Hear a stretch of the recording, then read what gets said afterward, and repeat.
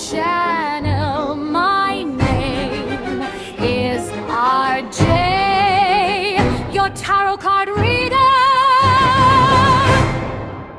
Take what resonates and leave those not for others. Watch on your own risk.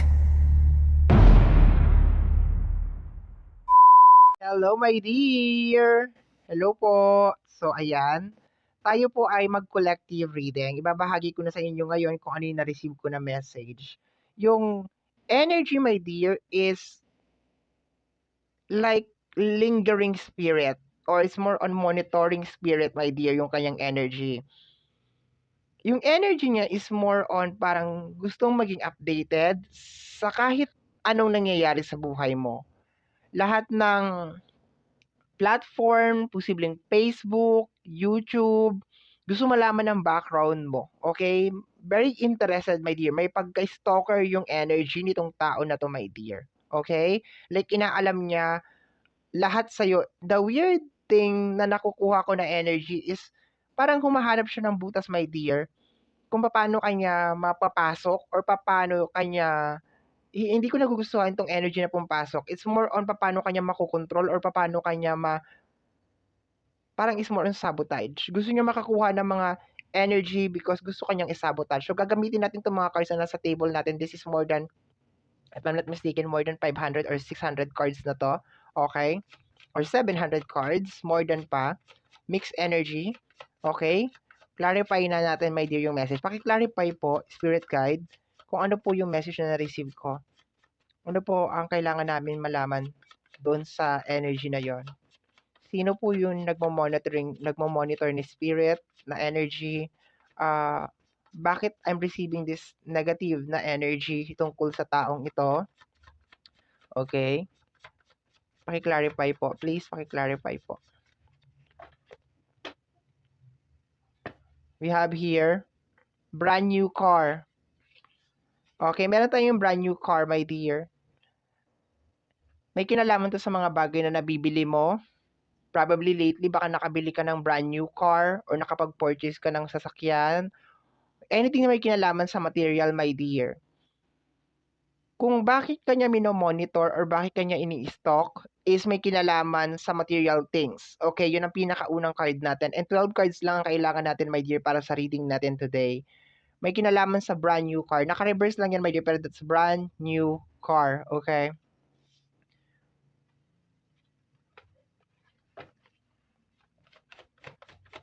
Additional cards pa po. Additional message pa po. Kung sino man tong tao na to, gusto niya malaman kung ano yung mga bagay na na-achieve mo. Napaka-importante sa kanya, my dear, kung nakakabili ka man ng bagong sasakyan or nakabili ka ng something. Napaka-importante sa kanya, my dear, nung ano na yon, yung energy na yon. Kaya kanya ini-stock. Aksidente kasi nakita ko siya sa camera kasi naka-front, ko ngayon, naka-front camera. So, pag ginanon ko to, makikita ko yung nasa ilalim. Okay, eto na. Ayun. Okay. Let me see. Dalawang card. First card natin is, okay, mentally and emotionally unstable. Okay, itong tao na to is mentally and emotionally unstable. Ibig sabihin may problema siya. Mentally and emotionally, may problema talaga siya, my dear. So, yung ginagawa niya is because of personal issue niya sa sarili niya. May personal issue siya sa sarili niya, my dear. Okay? Kaya kanya minomonitor, kaya niya gusto malaman yung mga bagay na nangyayari sa iyo, my dear, okay? Because may something sa kanya mentally, may problema sa pag-iisip to at saka may problema din siya emotionally. Okay? One step at a time, makakarating ka rin. Okay, this is a motivation, my dear. I think itong tao na to, my dear, want you to fail. Gusto niya isabotage itong brand new car, itong mga blessing mo, gusto niya isabotage ito, my dear, kasi meron nga siyang problema sa pag-iisip. Hindi lang pag-iisip, my dear. Mentally and emotionally, parehas, my dear. May something tong tao na to, mentally and emotionally, gusto niyang isabotage, my dear, yung mga bagay na gusto, yung mga bagay na parating sa'yo.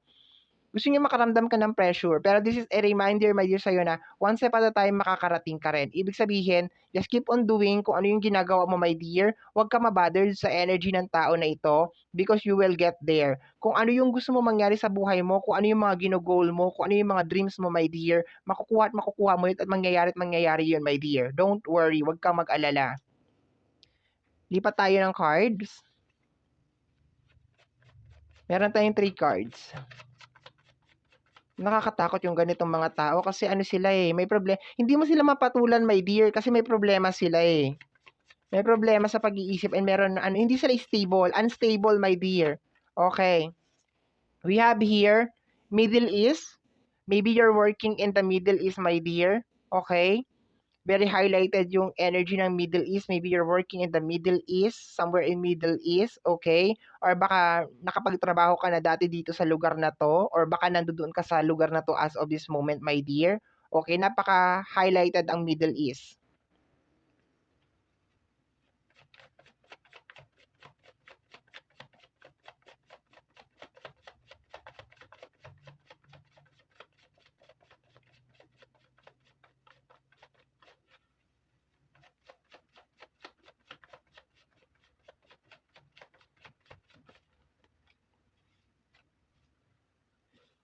Checkmate.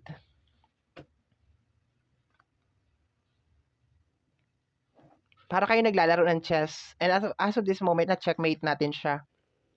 Middle East, checkmate. Parang chess, okay? It's a game.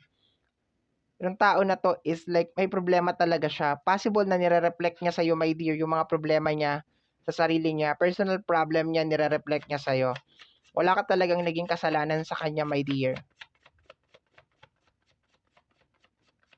Konektado sa Middle East.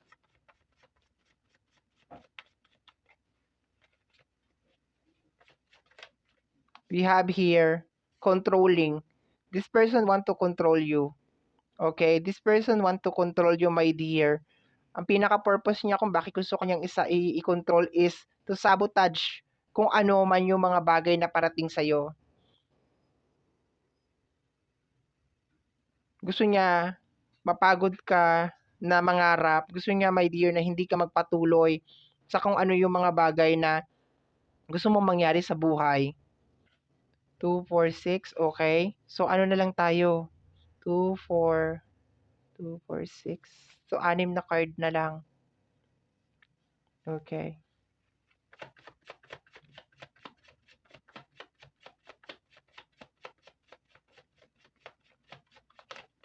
Okay. Tapos lipat na naman tayo ng cards. We have here, secret account. Gumagamit siya ng mga secret account, my dear, para i-stalk ka sa social media. Nagpapalit siya ng mga account, gumagawa siya ng mga account para i-stalk ka. Okay? Kasi, once na malaman mo siguro, my dear, na siya yung, kumbaga parang ini-stalk ka niya, ibablock mo siya. Hindi siya gumagamit ng totoong profile. Hindi siya gumagamit ng totoong profile, my dear. Ayan. Ginagamit niya mga secret account. Okay? Ito na.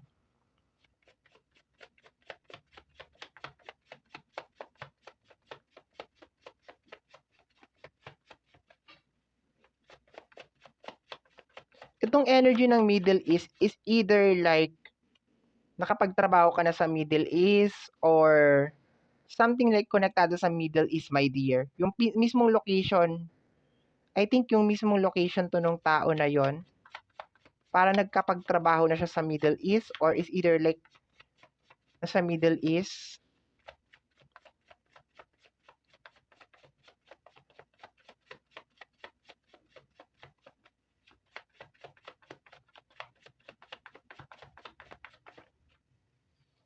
Ang dami. Ilan to? 2. We have here, hindi lahat kailangan patulan, sayang ang energy. Na-realize mo, my dear, na dapat na lumayo ka na lang sa tao na to. So, probably iniiwasan mo na tong tao na to, hindi mo na siya kinakausap. Pero siya, my dear, continue pa rin talaga siya. Secretly, silently, ini-stalk ka ng tao na to.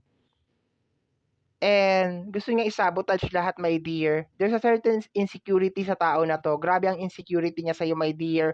Every time na nakakabili ka ng mga bagay or meron ka na-achieve sa buhay, hindi siya masaya. Okay? Actually, yung nangyayari dito, sinasaktan niya yung sarili niya kasi ini-stalk ka niya, eh. Ibig sabihin, siya yung gumagawa hindi mo naman intentionally kunyari, nag-post ka sa social media or meron kang nangyari sa buhay mo na maganda, hindi mo intentionally na pinapatama sa kanya yon or sinesend sa kanya yung bagay na yon. Pero siya, ang nangyayari sa kanya is tinatanggap niya. Kasi nga, siya mismo yung nag-i-stalk sa'yo. Siya mismo yung very curious, my dear, kung ano yung mga bagay na nangyayari. Itong tao na 'to is very disappointed siya, my dear, 'pag hindi ka nagpo-post, tapos kunyari hindi mo siya pinost sa social media, tapos nalaman niya sa ibang tao na, ay nakabili siya ng sasakyan or nakabili siya ng ganito or ganyan or nakapagpagawa siya ng bahay. Disappointed na disappointed siya, bakit di mo pino-post? Bakit di mo pinagmamayabang? Bakit di mo kina-update? Parang gano'n. Parang gusto niya na updated siya lagi sa mga bagay na nangyayari sa'yo. Disappointed siya, my dear, 'pag hindi mo siya ina-update or hindi siya na-update sa buhay mo. We have here, 'pag hindi ka nila kayang kontrolin, kokontrolin nila yung mga tao sa paligid mo. Sinisiraan ka rin nitong tao na 'to, my dear. Grabe ang paninira na ginagawa sa'yo nito. Meron na tayong controlling dito, my dear, kanina, okay? So, grabe ang paninira na ginagawa sa'yo ng tao na 'to. Ini-stalk ka, my dear. Um, Kinakausap nga yung mga tao na possible na kakilala ka or kakilala mo. Okay, and grabe ang paninira na ginagawa sa'yo ng tao na 'to. Sinisiraan ka ng sinisiraan nitong tao na 'to. Gumagamit siya ng secret account para i-stalk ka. Okay. Bali ilan na tayo? 2, 4, 6, 7, 8, 9. So, 3 card na lang tayo.